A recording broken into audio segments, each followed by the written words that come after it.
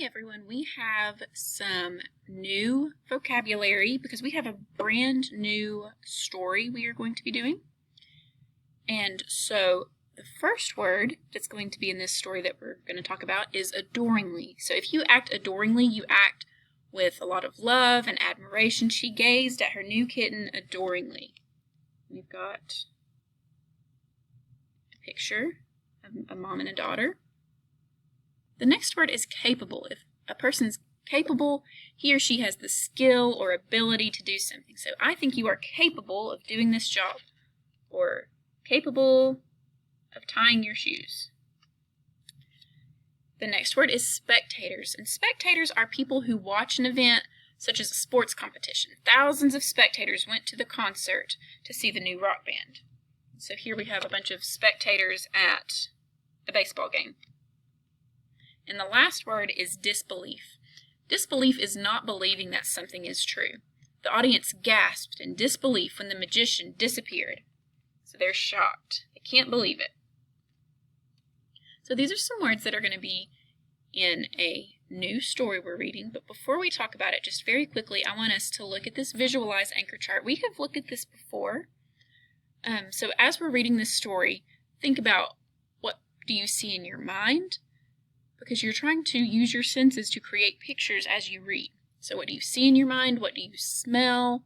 Or what would you smell? What would you hear if you were there? What would you be tasting? What would you feel? So be thinking about that, and we're going to practice visualizing with some of the portions of that text here in just a moment.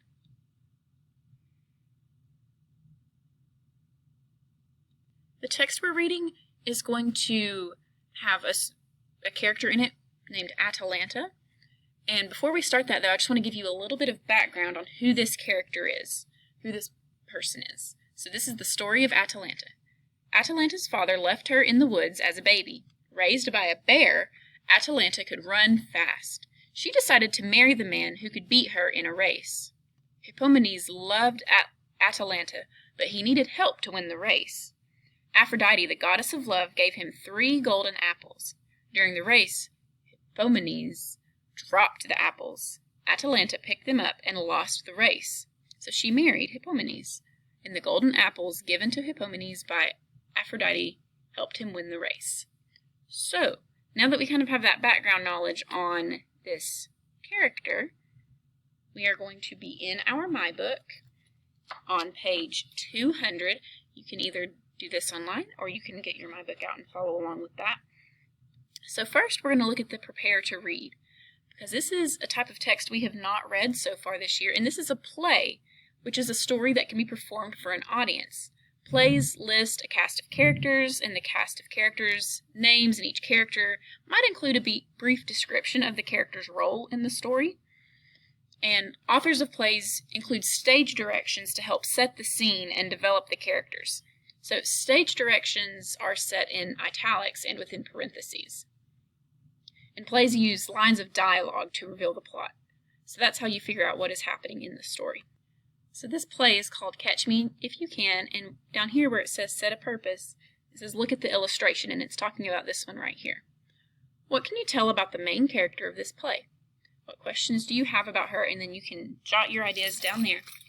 So thinking about what I just read with building background, and then I see somebody running, I'm thinking that this is going to be a play about what happened in that race.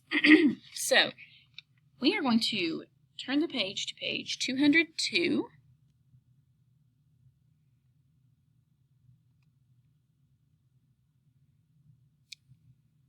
And we're going to look at the first sort of section of this text. Now, like it said when it was kind of introducing things, there's a list of characters here, and there's also going to be stage directions. And I want you to be thinking about those stage directions as we read and how that helps you understand this story. So right here, narrator. Once upon a time there lived a princess named Atalanta who could run as fast as the wind. Atalanta runs on, stops to check wind, sticks finger in mouth, holds it up, then runs in place of it. Not only was she a good runner, she was also bright and clever. Atalanta points to her brain. And very handy. Atalanta could fix or build almost anything. She takes out small hammer and fixes chair. Many young men thought she was wonderful and wanted to marry her. 5 young men enter, gaze at her adoringly. She turns her back on them, then looks over her shoulder and waves them away. They exit sadly. Atalanta's father, King Henry, thought it was high time for her to get married. King enters.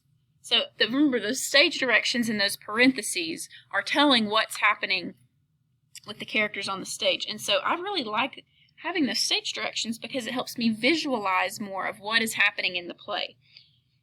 And I can visualize what the 5 young men looked like as they exited sadly. I can picture them walking kind of low with their heads down, unhappy looks on their faces. So the next page we are going to go to is page 207. I'm going to skip forward a little bit. You will read this story either in your My Book or online, so you will have a chance to hear it. But we are on page 207, and we're going to read this portion of the text where it starts with line 28, or paragraph 28.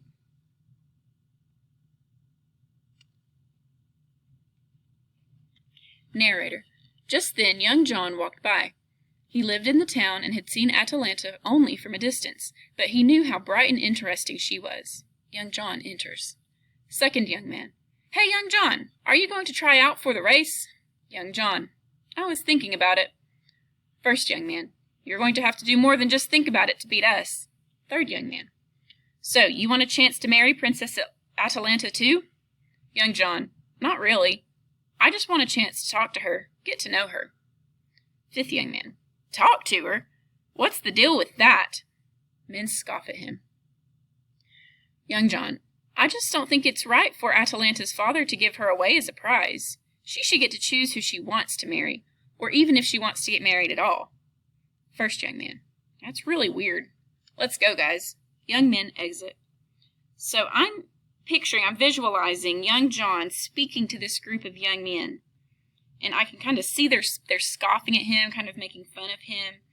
And I'm seeing young John stand alone when they leave.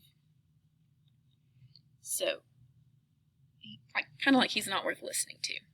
So I'm visualizing that, and we're going to look at one last section on the last page, page 210.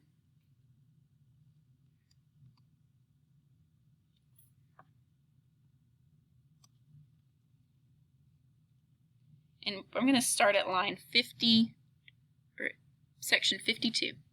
Young John. Thank you so very much, sir, but I couldn't possibly marry her unless she wanted to marry me. I really would just like a chance to talk to her and get to know her better. King walks over to spectators, shaking his head in disbelief. Atalanta, smiling. I'd love to get to know you better, too. But I should tell you right up front, I'm not sure about the marriage thing. What I really want to do is go and see the world.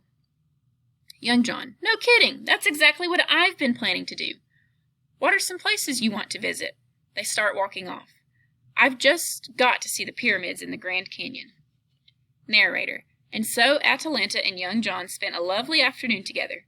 By the end of the day, they were good friends. The next day, young John set off to see the pyramids, while Atalanta took off for China to see the Great Wall. Perhaps someday they will meet up again. Who knows? In any case, we will be sure that they are all living happily ever after. So, as we read this, think about how you're visualizing what's happening. They're walking off into the sunset together. They're going to travel. They're both happy to be friends. So, visualizing what's happening there.